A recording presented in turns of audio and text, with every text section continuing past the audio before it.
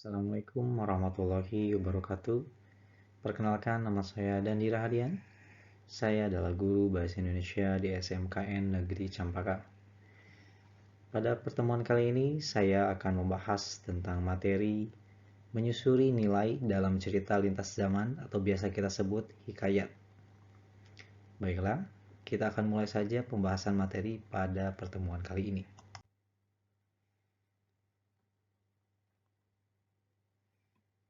Pertama, saya akan menyampaikan tujuan pembelajaran dari pembelajaran pada kali ini.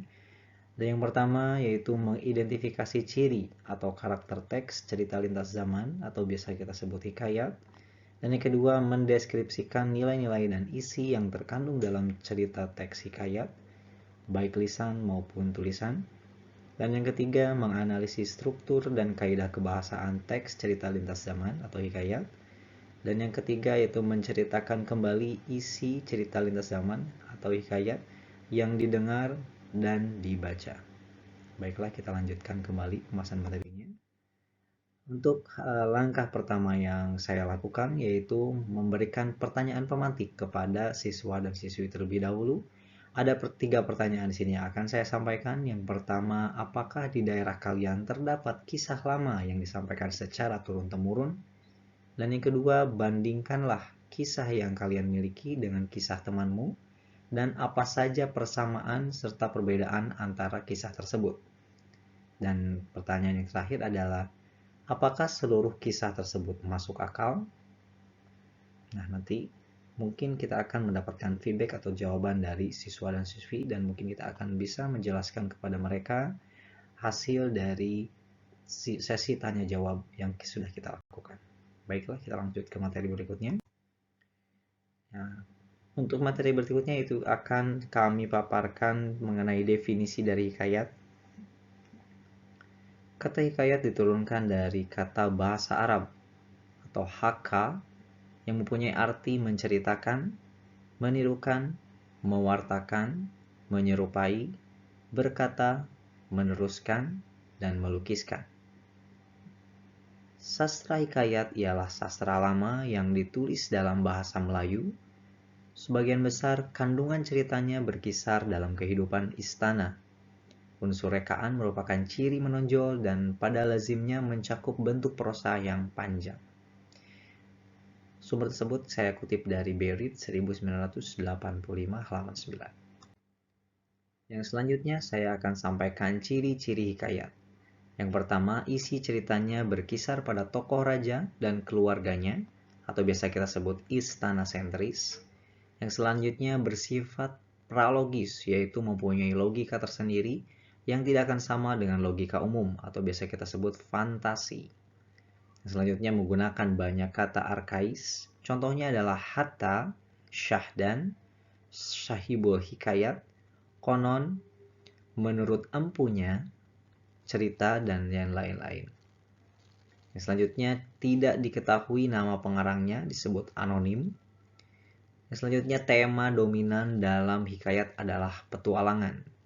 Selanjutnya penokohan dalam hikayat bersifat hitam putih, artinya tokoh baik diungkapkan baik, tokoh jahat diungkapkan secara jahat. Baiklah, untuk selanjutnya yaitu unsur intrinsik yang terkandung dalam teks hikayat. Unsur-unsur yang membangun cerita hikayat dari dalam disebut juga sebagai unsur batin. Yang pertama adalah temanya. Temanya itu inti atau ide pokok gagasan dalam suatu cerita. Selanjutnya penokohan teknik dalam menggambarkan dan mengembangkan karakter tokoh baik analitik maupun dramatik. Selanjutnya amanat, ajaran moral atau pesan yang disampaikan dalam sebuah cerita dapat menggambarkan secara tersurat namun lebih banyak tersirat. Yang selanjutnya latar, gambaran mengenai tempat, waktu, dan suasana yang terjadi dalam sebuah cerita. Yang dilanjutkan dengan alur, yaitu rangkaian cerita disebut juga plot. Umumnya alur itu ada maju, mundur, dan campuran. Untuk hikayat lebih spesifik, contoh alur, pedih, tragis, penghukuman, sinis, dan kekaguman. Untuk selanjutnya yaitu nilai ekstrinsik yang terkandung dalam teks hikayat merupakan unsur pembangun dari luar cerita, berisi nilai-nilai yang ingin disampaikan oleh pengarang. Yang pertama adalah nilai sosial, ada nilai budaya, nilai agama, serta nilai pendidikan. Selanjutnya struktur hikayat. Struktur hikayat terdiri dari yang pertama secara umum yaitu abstrak. Abstrak yaitu inti dari cerita yang akan dituliskan. Karena konteksnya adalah hikayat, maka bentuk abstraksi berupa rangkaian-rangkaian peristiwa cerita. Yang kedua yaitu orientasi, bagian teks yang berkaitan dengan beberapa aspek, mulai dari aspek waktu, tempat, dan suasana. Yang selanjutnya krisis. Di krisis ini bagian yang membahas masalah utama dalam cerita, yang dilanjutkan dengan reaksi berupa solusi atau penyelesaian masalah, dan diakhiri dengan koda, nilai maupun pembelajaran yang bisa diambil dari suatu teks cerita oleh pembacanya. Nah, di sini abstrak secara umum bersifat opsional, artinya boleh dipakai, boleh pun tidak. Untuk pemaparan selanjutnya yaitu kaidah kebahasaan dari teks hikayat. Yang pertama adalah konjungsi temporal. Apa itu konjungsi temporal? Yaitu konjungsi urutan waktu digunakan untuk menyatakan urutan sebuah kejadian berdasarkan waktu terjadinya, baik itu sebelumnya, saat, maupun setelahnya. Hikayat menggunakan konjungsi urutan waktu berupa kata-kata arkais. Contohnya, akisah atau alkisah pada bla bla bla bla bla. Nah, ataupun biasanya dengan kata-kata lainnya itu bermula atau sebermula. Awalnya bla bla bla bla bla bla dan sebagainya. Yang selanjutnya adalah antonomasia, majas yang menyebut seseorang berdasarkan ciri atau sifatnya yang menonjol. Contoh, hatta beberapa lamanya maka istri si miskin itu pun hamillah 3 bulan lamanya. Yang selanjutnya, personifikasi, majas yang menyatakan benda mati maupun benda hidup yang bukan manusia, baik hewan maupun tumbuhan, sebagai sesuatu yang seolah-olah bersifat dan berlaku layaknya manusia. Contohnya, samar-samar nyanyian jangkrik terdengar di sampingku. Yang selanjutnya, simile, majas yang membandingkan suatu hal dengan hal lainnya secara eksplisit menggunakan kata penghubung atau kata pembanding. Contoh, kamu tidur seperti kerbau, canda ibu. Mereka bertengkar bak kucing dan anjing. Kaidah kebahasaan berikutnya yaitu metafora, majas yang menggunakan kata atau kelompok kata untuk mewakili hal lain yang bukan sebenarnya, mulai dari bandingan benda fisik, sifat, ide, ataupun perbuatan lain. Metafora tidak menggunakan kata penghubung atau kata pembanding seperti simile. Contohnya, ia adalah tulang punggung keluarga. Untuk kaidah kebahasaan berikutnya yaitu hiperbola, gaya bahasa yang menggandung pernyataan dengan cara melebih-lebihkan sesuatu dari yang sebenarnya. Contohnya, masalah ini semakin menggunung, ujarnya. Dan ini adalah perbedaan hikayat dengan cerpen.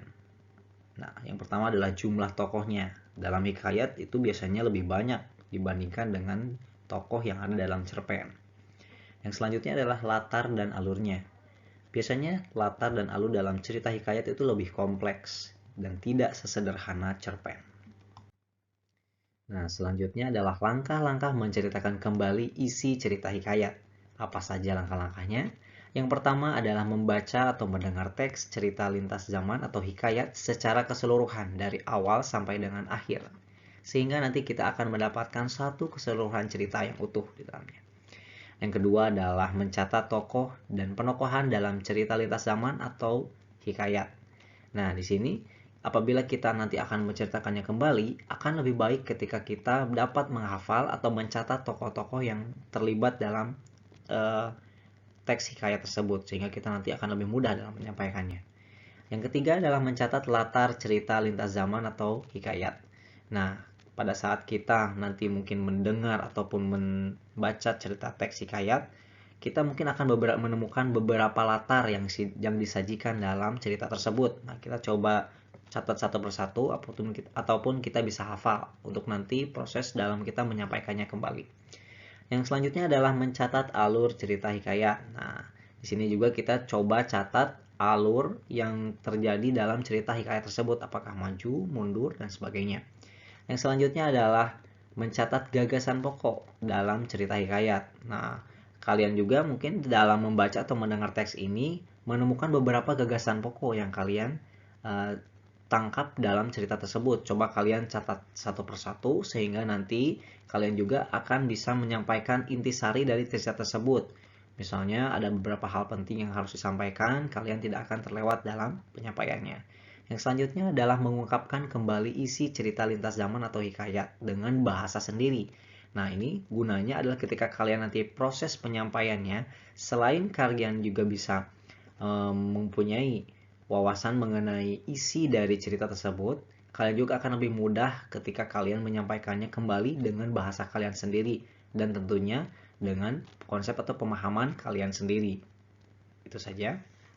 Dan selanjutnya, ya, alhamdulillah sudah selesai pemaparan pada kali ini. Saya memohon maaf apabila banyak sekali kekurangan dalam penyampaiannya. Akhir kata, wassalamualaikum warahmatullahi wabarakatuh.